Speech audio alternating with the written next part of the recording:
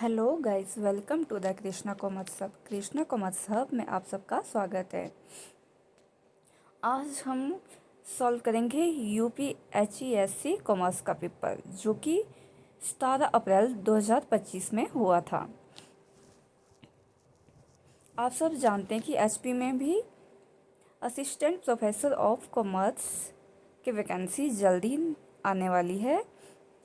तो उसकी तैयारी के लिए जितने भी हमें क्वेश्चन मिलते हैं प्रीवियस ईयर, चाहे वो एचपी स्टेट की हो या अदर स्टेट्स के हो या नेट या सेट के क्वेश्चन पेपर हो, हमें वो सब पेपर सॉल्व करने चाहिए। तो फर्स्ट क्वेश्चन है, what is the chance of drawing a king in a draw from a pack of 52 cards.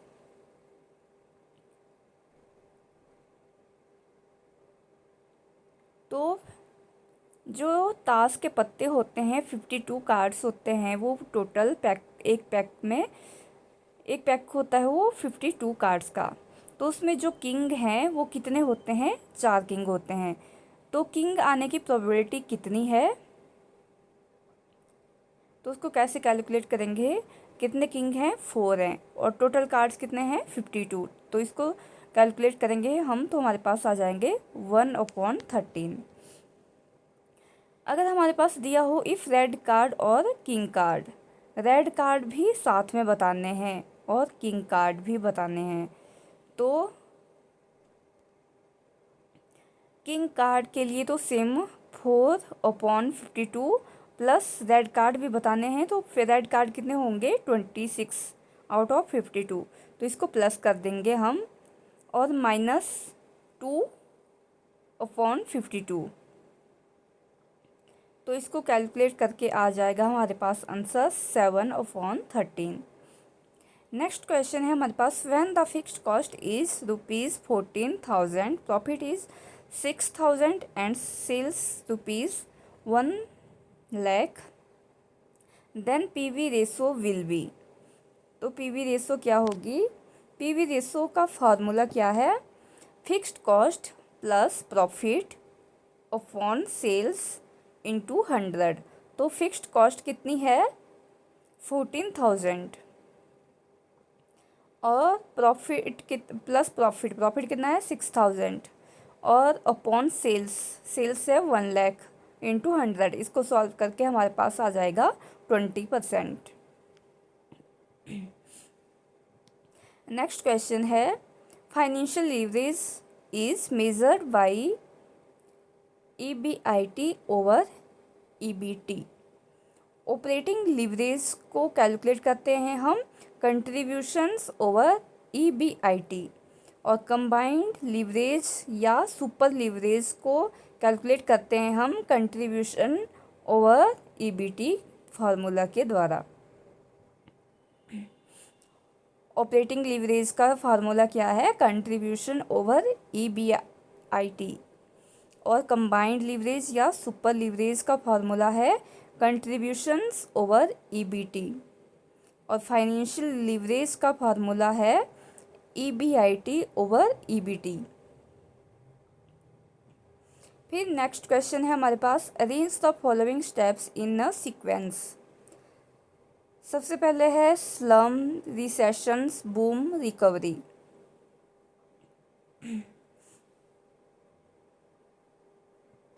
तो सबसे पहले मैंने डायग्राम भी बनाया हुआ है, तो आप देख सकते हो। सबसे पहले कौन सी स्टेज आएगी? स्लम, फिर रिसेशन, फिर रिकवरी, और फिर बूम। बूम में जो प्रोडक्शन जो है वो पीक पॉइंट पे होती है।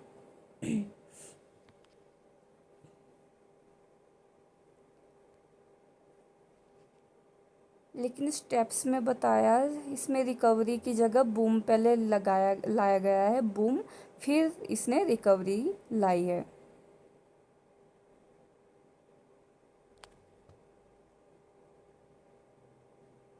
आप स्टेप्स देख लेना क्या सही है। मेरे हिसाब से तो स्लम, रिसेशन, रिकवरी और बूम। हाँ, पहले बूम ही आएगा फिर रिकवरी आएगी।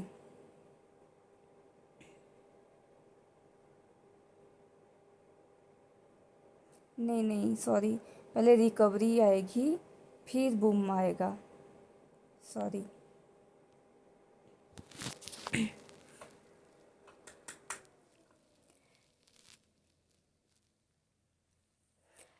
नेक्स्ट क्वेश्चन है, which of the following is a non tariff barriers to international trade.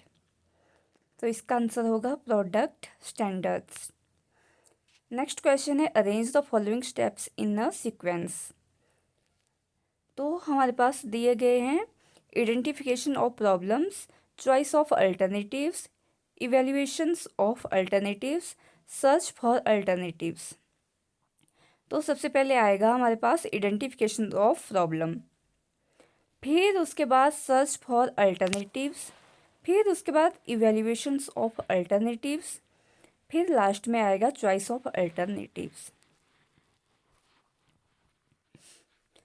Question number 7 है, 5 stages of consumers buying decision making process does not include.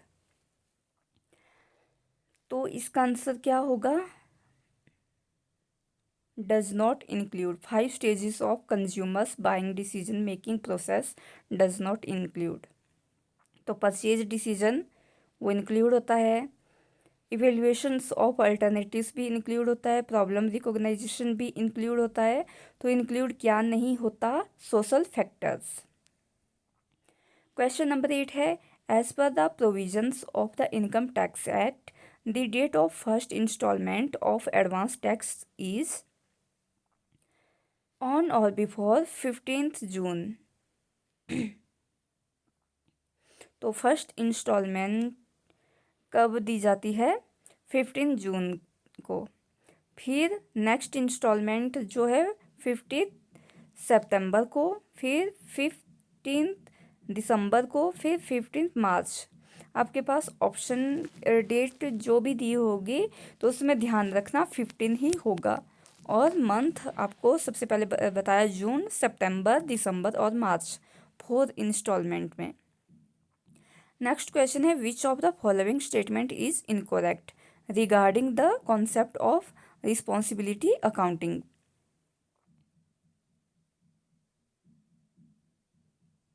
तो इसमें इनकोरेक्ट स्टेटमेंट बतानी है हमने। तो it aims to improve the control and efficiency of operations, तो ये सही है। It focuses on evaluating the performance of individual managers, ये भी सही है। It emphasizes the use of historical cost data for performance evaluations, तो ये गलत है। It involves the identifications of responsibility centers within an organizations, तो ये statements जो है सही है। क्वेश्चन नंबर 10 है, in a moderately asymmetrical distribution the standard deviations is equal to dash dash of mean deviations।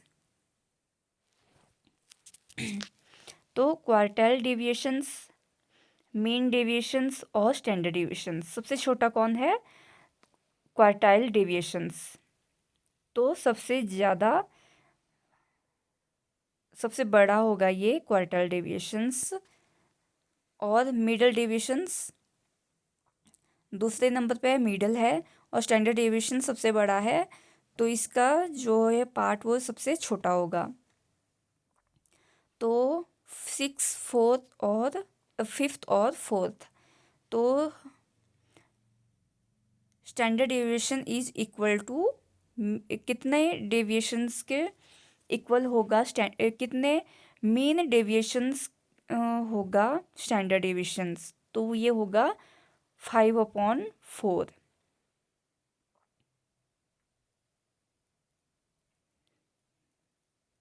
Mean deviations. फिर next question है, match list 1 with list 2। List 1 में है theory Z, equity theory, two factor theory, expectancy theory. तो ये किसके द्वारा दी हुई है? थ्योरी जेड किसके द्वारा दी हुई है? विलियम जी ओची के द्वारा। और सेकंड है इक्विटी थ्योरी। इक्विटी थ्योरी जो है जे स्टेक एडम्स ने दी है। और टू फैक्टर थ्योरी जो है हर्जबर्ग ने दी है। एक्सपेक्टेंसी थ्योरी जो है ब्रूम ने दी है। तो इसको याद कर लेना अच्छे से। जेड थ्योरी किसने दी है? विलियम जी ओची के द्वारा। Equity theory J Stacy Adams. Two factor theory Herzberg. Expectancy theory Vroom द्वारा। नेक्स्ट क्वेश्चन है, how many members are there in managing committee of RRB? तो 9 मेंबर्स हैं इसमें। How many members are there in managing committee of RRB? 9 members. Next question है, the factor not affecting product mix are share holders, productions, financial, marketing. Not affecting product mix, इसमें जो है share holders जो है वो product mix को affect नहीं करते। प्रोडक्शन करता है, फाइनेंशियल स्टेटमेंट भी करती है और मार्केटिंग भी करती है। शेयर होल्डर्स अफेक्ट नहीं करते प्रोडक्ट को। नेक्स्ट क्वेश्चन है, ASEAN is a trade arrangement among 10 members countries of South East Asia which exclude. ASEAN में कौन कौन सी कंट्रीज आती है? एशियान में आती है Brunei, Cambodia, Indonesia, Laos, Malaysia, Philippines, Singapore, Myanmar, Thailand, Vietnam. तो ये जो हैं ये सारे जो हैं वो एशियान के मेंबर्स हैं। तो कौन सा नहीं है? ब्रुनई जो है, लाओस भी है, वियतनाम भी है, इंडिया नहीं है एशियान का हिस्सा। तो एक्सक्लूड कौन सा हुआ? इंडिया। तो इसमें राइट आंसर कौन होगा? इंडिया। फिर नेक्स्ट क्वेश्चन है हमारे पास, which of the following is not a component of working capital? तो not a component of working capital, payable accounts जो है वो है वर्किंग कैपिटल, और रिसीवेबल अकाउंट्स भी है, प्लांट एंड इक्विपमेंट भी, प्लांट एंड इक्विपमेंट नहीं है, इन्वेंट्री जो है वो है। Which of the following is not a component of working capital? तो इसका आंसर होगा plant and equipment. Next question है, which conflict management style is characterised by high assertiveness and low cooperativeness? accommodating, collaborating, avoiding, competing। तो इसका answer होगा competing।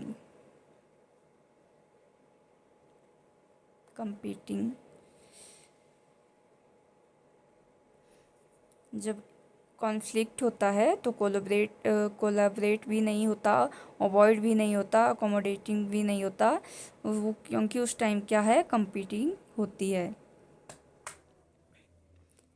Next question है, given below are two statements, one labelled as assertion and other is labelled as regions.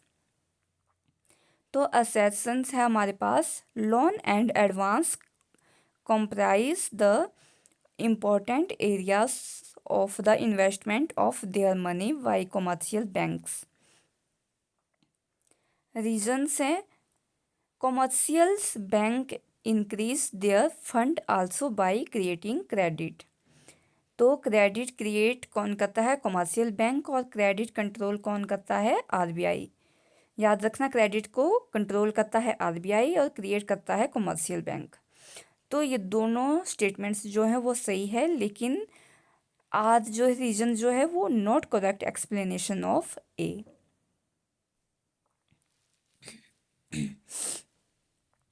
Next question है which of the following is not a qualifications of holder in a due courses. Section 9 1881 negotiation act. तो इसका answer होगा he must be holder without considerations. अगर लिखा होता है he must be holder with considerations तो ये भी स्टेटमेंट भी सही होती। दूसरी स्टेटमेंट है he must have become holder in good faith, ये राइट है। ही मस्ट बी होल्डर ये भी सही है। तो इसमें विदाउट लगाया हुआ है तो इसमें राइट आंसर होगा he must be holder without considerations, ये क्वालिफिकेशन नहीं है।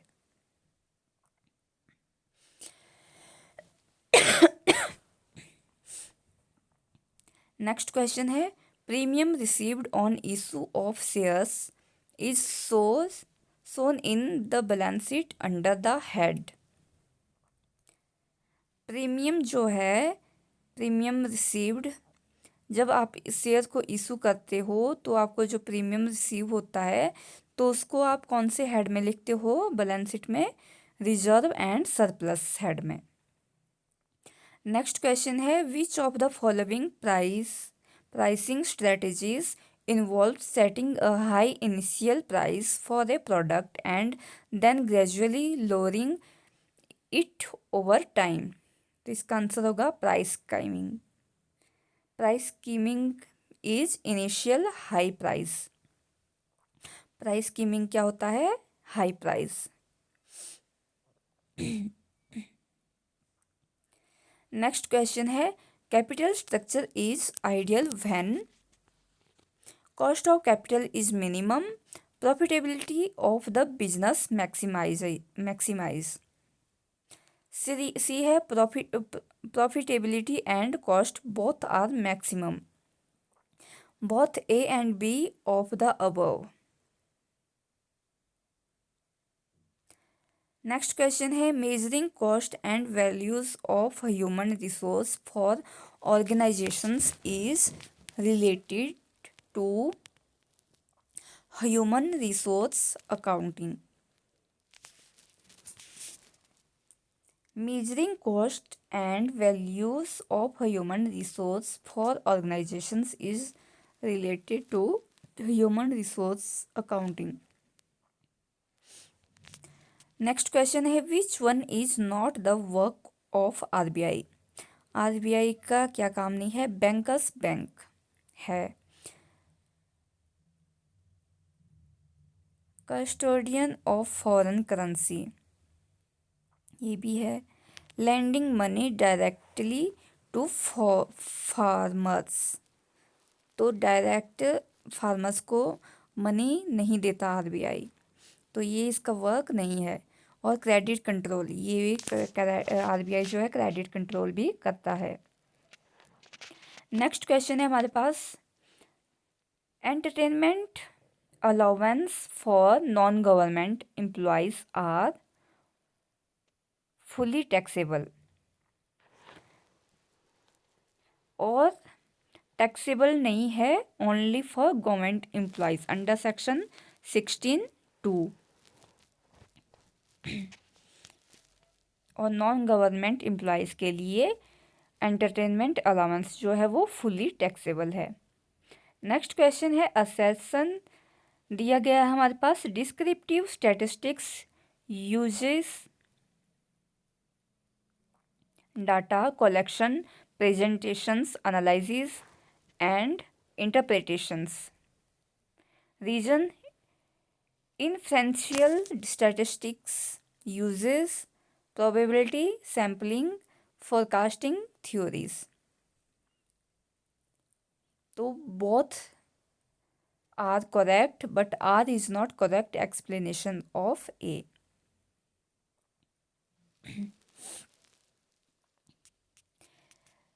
which is not exceptions to the law of demand। Inflations जो है वो लॉ ऑफ डिमांड का एक्सेप्शंस नहीं है। गिफन पैराडॉक्स है, डिमॉन्स्ट्रेशंस भी है, वॉर भी है, not exceptions to the law of demand. तो इसका आंसर होगा इन्फ्लेशंस। नेक्स्ट क्वेश्चन है which one is not a personal account.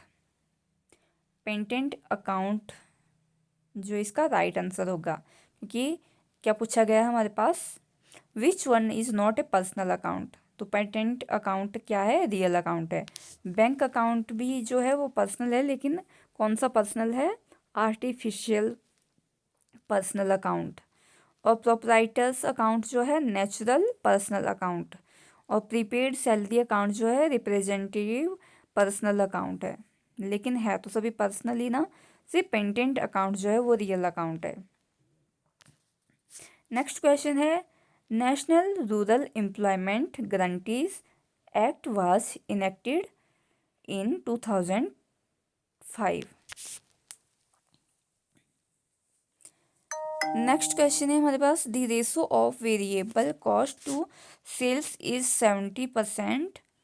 The break even point occurs at 60% of the capacity sales when fixed cost are rupees 90,000. Capacity sales will be कितना होगा, 5 lakh. Sales जो है 5 लाख है, variable cost जो है वो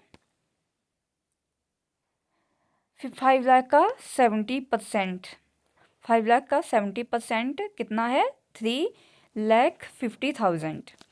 फिर इसको सेल्स से माइनस करेंगे वेरिएबल कॉस्ट को, तो ये आया हमारे पास कंट्रीब्यूशन 1,50,000। फिर हमारे पास फिक्स्ड कॉस्ट दी हुई है 90,000। फिर उसके बाद इसको लेस करने के बाद हमारे पास EBIT आ जाता है 60,000। फिर break even point, break even point 5 lakh का 60%, तो 5 लाख का 60% कितना है, 3 लाख। तो ब्रेक इवन पॉइंट, इसको हम ग्रॉस चेक भी कर सकते हैं। ब्रेक इवन पॉइंट का फार्मूला है fixed cost over PV ratio. PV ratio का फार्मूला है कंट्रीब्यूशन ओवर सेल्स इंटू 100। तो कंट्रीब्यूशन से हमारे पास 1,50,000 और सेल्स से 5 लाख इंटू 100 जो कि आया 30,000। और हमारे पास फिक्स्ड कॉस्ट कितनी है 90,000 और पीवी रेशो कितनी आई 30,000 इंटू 100। तो इसका आंसर आ गया हमारे पास 3 लाख। तो ब्रेक इवन पॉइंट कितनी है, कितना है 3 लाख। नेक्स्ट क्वेश्चन है हमारे पास FDI in India is allowed by 2 modes, government route and automatic route. FDI कौन कौन से रूट में चलती है, कौन कौन से रूट हैं, गवर्नमेंट रूट और ऑटोमेटिक रूट। नेक्स्ट क्वेश्चन है density method is applied in computing mode. Density method is applied in computing mode. Which of the following is not a internal source of recruitment. तो इसका answer होगा extensions of services, ये जो है वो internal है और हमसे पूछा गया है नॉट इंटरनल सोर्स। एक्सटेंशन मतलब बियॉन्ड रिटायरमेंट, रिटायरमेंट के बाद दोबारा से जॉब देना। फिर फॉर्मर एम्प्लॉयज़, री एम्प्लॉयमेंट मतलब एम्प्लॉय है लेकिन उसको दोबारा री एम्प्लॉयमेंट देना, तो ये भी इंटरनल सोर्स हुआ। फिर कॉन्ट्रैक्टर्स एंड जॉबर्स, ये एक्सटर्नल सोर्स है। प्रमोशन एंड ट्रांसफ़र, ये भी इंटरनल सोर्स है। तो इसका राइट आंसर कौन सा होगा, contractors and jobbers. Which of the following is not an agricultural input. Not बताया हुआ है, सीड जो है वो है, ट्रैक्टर भी है, पेस्टिसाइड भी है, तो इसमें नन जो है, इसमें इसका आंसर होगा none, none of this. Next question है deductions in respect of contributions of Agnipath scheme is in section 80 CC J 2023 से अग्निवीर जो पॉलिसी स्कीम लागू हुई है, तो उसको डिडक्शन मिलती है सेक्शन 80 CC J के अंडर। नेक्स्ट क्वेश्चन है the balance of payment of country records all economic transactions between residents of a country and rest of the world.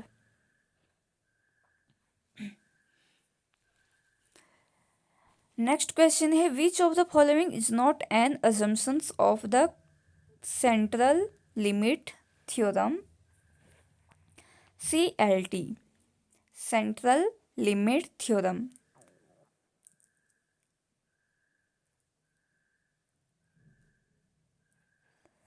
तो इसका आंसर होगा the populations variance is known. Population is normally distributed 50-50%. Samples are independent. The sample size is sufficient large. तो ये सब सही है। तो कौन सा नहीं है, कौन सा अजम्पशन सही नहीं है? The population variance is known. Next question है the most suitable training method for developing persons problem solving ability is. Case study में जो है प्रॉब्लम सॉल्विंग एबिलिटी होती है, कॉन्फ्रेंस में नहीं होती, इसमें इंफॉर्मेशन दी जाती है। लेबोरेटरी ट्रेनिंग में टेक्निकल स्किल्स डेवलपमेंट होती है। रोल प्लेइंग में इंटरपर्सनल स्किल्स डेवलपमेंट होती है। तो हमसे क्या पूछा गया है, प्रॉब्लम सॉल्विंग एबिलिटी किस में होती है? तो वो होती है केस स्टडी में।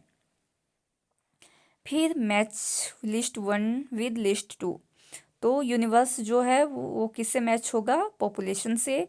डाटा जो है उस इंफॉर्मेशन से। मीन जो है एवरेज, और मोड जो है मैक्सिमम। आप देख सकते हो दोबारा, यूनिवर्स जो है वो पॉपुलेशन से रिलेटेड है, डाटा जो है इंफॉर्मेशन से रिलेटेड, और मीन जो है एवरेज से, मोड जो है मैक्सिमम से। नेक्स्ट क्वेश्चन है हमारे पास who developed the techniques of transactional analysis. तो इसका आंसर होगा Eric Berne. Who developed the techniques of transactional analysis? Eric Berne. Next question है which is not the characteristics of break even point. Break even point revenue जो है वो cost के equal है, contribution जो है वो फिक्स्ड कॉस्ट के बराबर होता है, प्रॉफिट जो है वो 0 होता है। तो सेल्स हमारे पास, अगर एग्जांपल ले रहे हैं हम, सेल्स हमारे पास 1,50,000 दिया है, वेरिएबल कॉस्ट 1 लाख है, तो कंट्रीब्यूशन 50,000 है, तो फिक्स्ड कॉस्ट कितना है? 50,000 है, तो प्रॉफिट और EBIT कितना होगा हमारे पास? 0। ग्रॉस चेक करने के लिए revenue equal to cost. Revenue कितनी दी गई है हमारे पास? 1,50,000। तो कॉस्ट कितनी, कॉस्ट कैसे, कॉस्ट क्या होती है? Variable cost plus fixed cost. Variable cost कितनी है हमारे पास? 1 लाख। और फिक्स्ड कॉस्ट कितनी है हमारे पास? 50,000। तो ये टोटल कितना आ गया? कॉस्ट 1,50,000। तो रेवेन्यू जो है इक्वल होगी कॉस्ट के। Revenue equal to cost, contribution equal to fixed cost, profit equal to 0।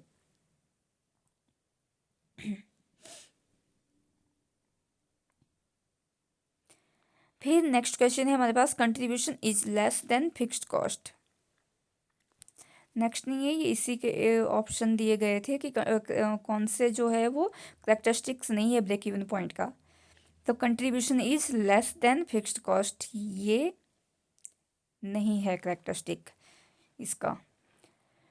Next है total revenue is equal to total cost, ये सही है। Contribution is equal to fixed cost, ये भी सही है। No loss and no profit, ये भी सही है। तो कौन सा करेक्टरिस्टिक्स नहीं है? Fail of. Contribution is less than fixed cost. Next question है which of the following is not the function of channels of distributions? Pricing, managing finance, promotional activities, managing productions. तो इसका आंसर होगा managing productions. Which question क्या था, विच of the following is not the function of channels of distributions. तो distribution के function में होता है information, promotion, contact, matching, negotiation, physical distribution, financing, risk taking. तो इसका आंसर प्राइसिंग, इसका आंसर होगा मैनेजिंग प्रोडक्शन। मैनेजिंग प्रोडक्शन जो है वो डिस्ट्रीब्यूशन चैनल में नहीं आता। नेक्स्ट क्वेश्चन है हमारे पास, if bonus shares are issued out of pre acquisition profit it will have no effect on net profit. और पोस्ट एक्विजिशंस में क्या होता है, रेवेन्यू प्रॉफिट। प्री एक्विजिशन जो है वो कैपिटल प्रॉफिट होता है और पोस्ट एक्विजिशन रेवेन्यू प्रॉफिट होता है। तो ये ध्यान रखना, प्री जो है कैपिटल प्रॉफिट जिसको कैपिटल रिजर्व में रखा जाता है, और पोस्ट एक्विजिशन को रेवेन्यू प्रॉफिट में रखा जाता है। नेक्स्ट क्वेश्चन है, which leadership style is characterised by high concern for people and low concern for production according to Blake and Mouton's managerial grid. Team management का स्टाइल है 9/9। Production जो है इंक्रीज होगी और पीपल भी इंक्रीज होंगे, high होंगे। प्रोडक्शन भी हाई, पीपल भी हाई। कंट्री क्लब मैनेजमेंट, इसका क्या है, स्टाइल है 9/1, 9/1। इसमें पीपल हाई होंगे और प्रोडक्शन लो होगी। इम्प्रूवाइज्ड मैनेजमेंट 1/1, इसमें पीपल और प्रोडक्शन दोनों लो होंगे। Authority compliance management 9/1, production high होगी और पीपल जो है लो होंगे। नेक्स्ट क्वेश्चन है, इन IDIC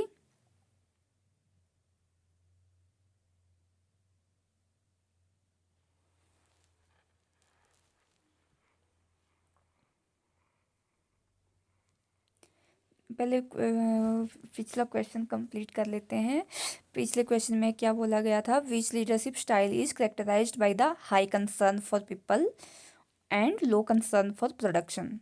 तो high concern for people, low concern for production, तो सेकंड कंट्री क्लब मैनेजमेंट इसका राइट आंसर होगा।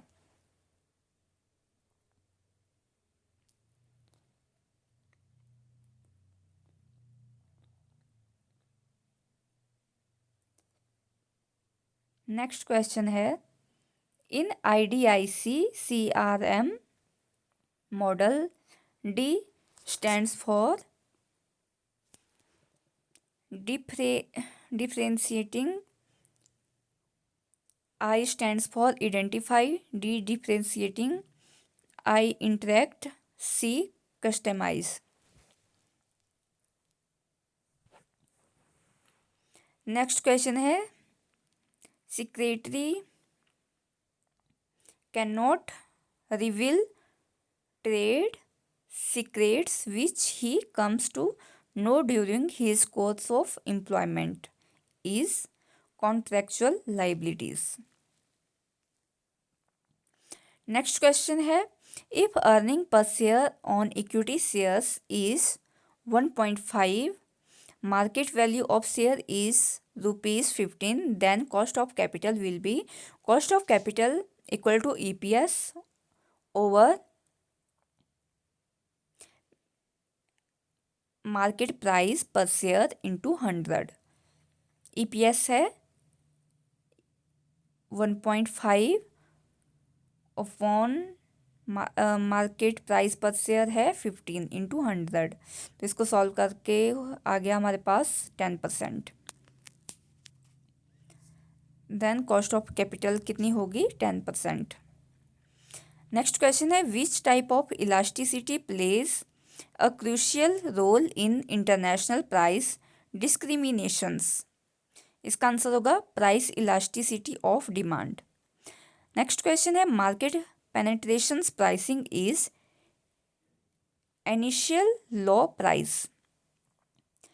Penetration pricing is initial low price. Penetration price क्या होता है? Initial low price. तो मार्केट पेनिट्रेशन भी initial low price. Next question है advertising objectives does not include marketing entertainment, changing attitudes, developing awareness, information consumers. तो does not include, तो इसमें कौन सा इंक्लूड नहीं होगा? चेंजिंग एडवर्टाइजमेंट में जो है वो एटीट्यूड चेंज होता है, डेवलपिंग अवेयरनेस भी होती है, इंफॉर्मेशन कंज्यूमर्स भी होता है। तो इसमें मार्केटिंग एंटरटेनमेंट नहीं होता, तो ये इंक्लूड नहीं होता मार्केट एंटरटेनमेंट। फिर नेक्स्ट क्वेश्चन है हमारे पास matching list one with list two. तो प्लानिंग जो है किससे मैच होगी? प्लानिंग एंड डिसीजन मेकिंग से। ऑर्गेनाइजिंग किससे मैच होगी? Making relations in authority and responsibilities. Directing जो है direction to subordinates. Controlling to compares actual work with pre determined standards. Next question है हमारे पास window dressing is prohibited due to conventions of disclosures. Next question है assertions दिया है हमारे पास vouching is the examinations of evidence which is in support of transactions. Vouching means backbone of auditing. Reason दिया है verification is used comparatively in very limited sense. तो इसका answer होगा both correct but R is not correct explanations of A. Next question है assertion दिया हुआ है हमारे पास the central office of Reserve Bank of India is in new Delhi. और रीजन है central of credit is the central banking function of Reserve bank. तो आपको मैं बता दूं आरबीआई, एसबीआई, यूटीआई का ऑफिस कहाँ है? मुंबई में। और यहाँ असर्शन में दिया हुआ है दिल्ली, तो ये गलत है स्टेटमेंट।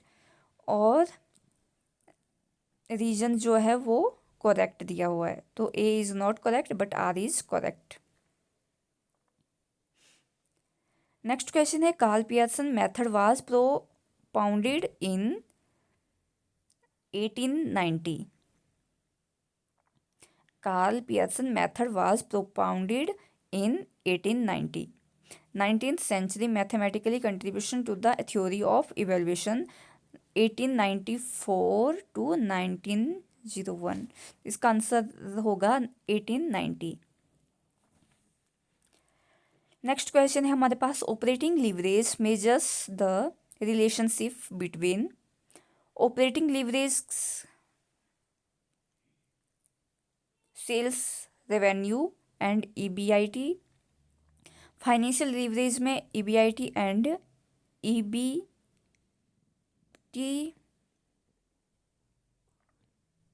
और डिग्री ऑफ लीवरेज में change in EBIT, change in sales.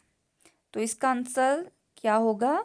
Operating leverage measures the relationship between sales revenue and EBIT.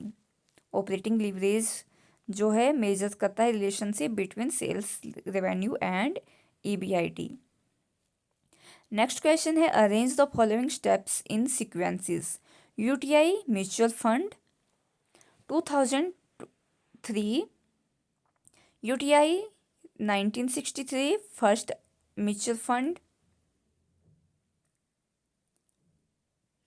SBI mutual fund 1987 में आया, फ्रैंकलिन टेम्पलेशंस एसेट मैनेजमेंट इंडिया 1996 में आया, first foreign mutual fund in India 1996 में। तो इसको क्या करना है, हमने सीक्वेंस में अरेंज करना है। तो सबसे पहले कौन सा आया? 1963 यूटीआई। फिर आया हमारे पास एसबीआई 1987 में, एसबीआई म्यूचुअल फंड। फिर आया हमारे पास फ्रैंकलिन टेम्पलेशन एसेट मैनेजमेंट इंडिया 1996 में। फिर लास्ट में आया यूटीआई म्यूचुअल फंड 2003 में। नेक्स्ट क्वेश्चन है हमारे पास, select the wrong answers, select the wrong answers. तो मोड जो है equal to 3 mean minus 2 median, तो ये सही है। Mode equal to 3 median minus 2 mean, ये गलत है। Mode equal to 2 mean plus 1 median, ये भी सही है। और mode equal to 3 median plus 2 mean, ये भी सही है।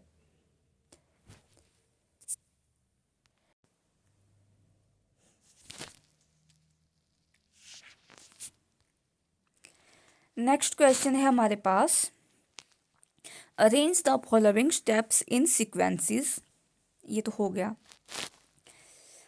सिलेक्ट ऑफ रॉन्ग आंसर, ये भी चूज़ कर लिया था हमने, हो गया था। मोड जो है equal to 3 median minus 2 mean, ये गलत है।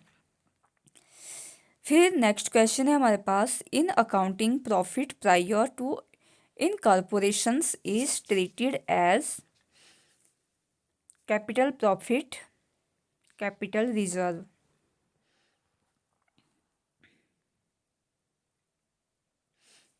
कैपिटल प्रॉफिट जो कैपिटल रिजर्व में ट्रीट किया जाता है, तो इसका आंसर होगा कैपिटल रिजर्व।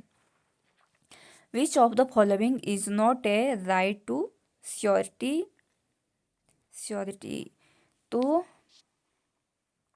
राइट, इसका आंसर होगा राइट टू रिवोक।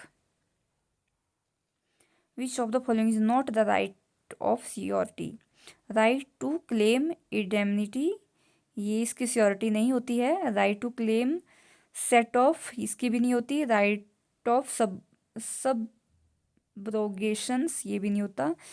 तो इसमें कौन सा नहीं होता, क्वेश्चन होता है नॉट राइट ऑफ श्योरिटी, किसकी श्योरिटी नहीं होती, right to revoke.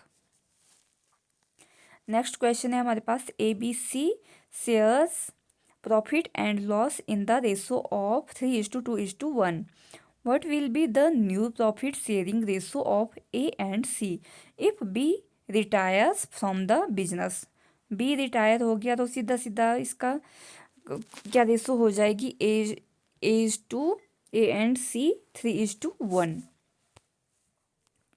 Next question है, arrange the following steps in sequence, needs of love and belongingness. Arrange the following steps in sequence.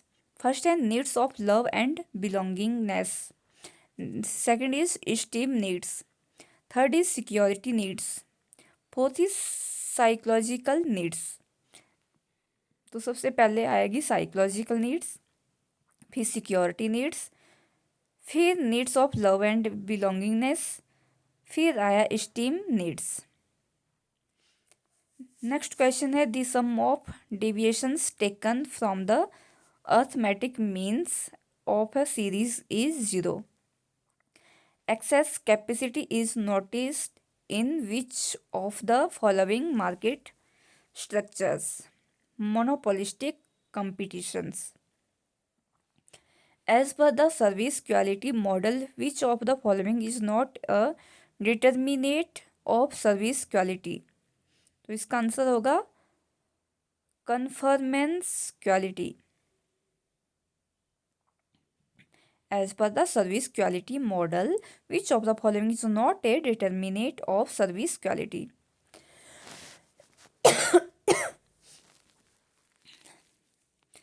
तो not a determinate of service quality, तो responsiveness होता है, empathy भी होती है, टेंजिबल्स भी है, कन्फर्मेंस क्वालिटी नहीं है, तो इसका आंसर होगा conformance quality.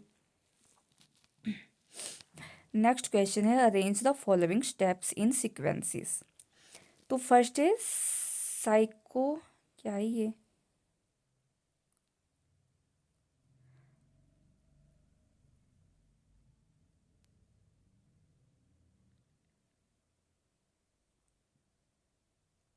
Psychoanalytic theory, self concept theory, set theory, socialization theory.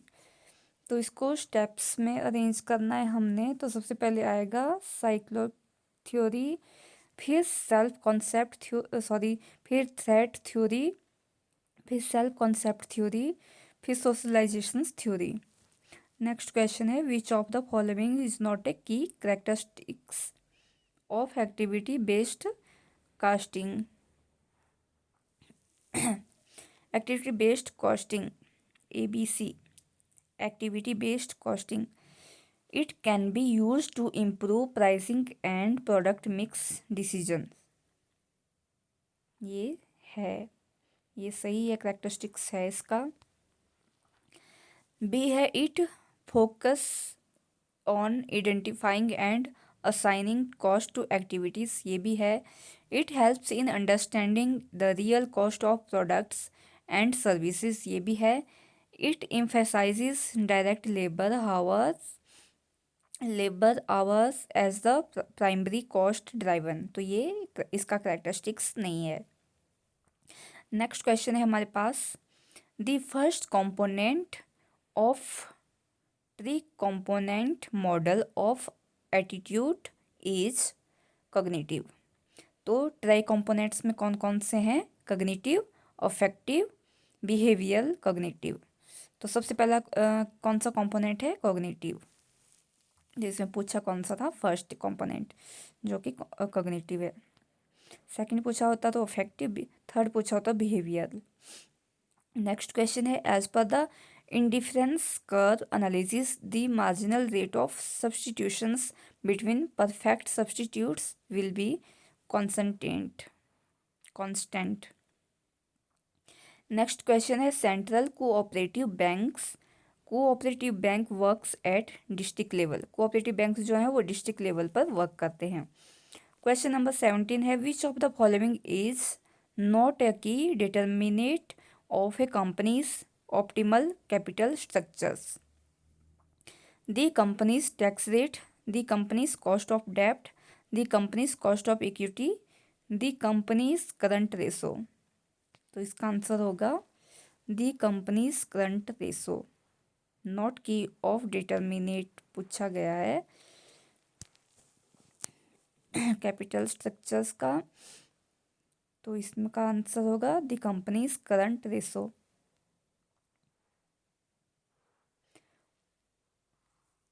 और डिटर्मिनेट्स जो हैं वो क्या हैं? कंपनीज टैक्स रेट होता है, कंपनीज कॉस्ट ऑफ डेब्ट होता है, कंपनीज कॉस्ट ऑफ इक्विटी भी होता है, करंट रेशो नहीं होता। Thanks for watching. Keep like, share and subscribe this channel.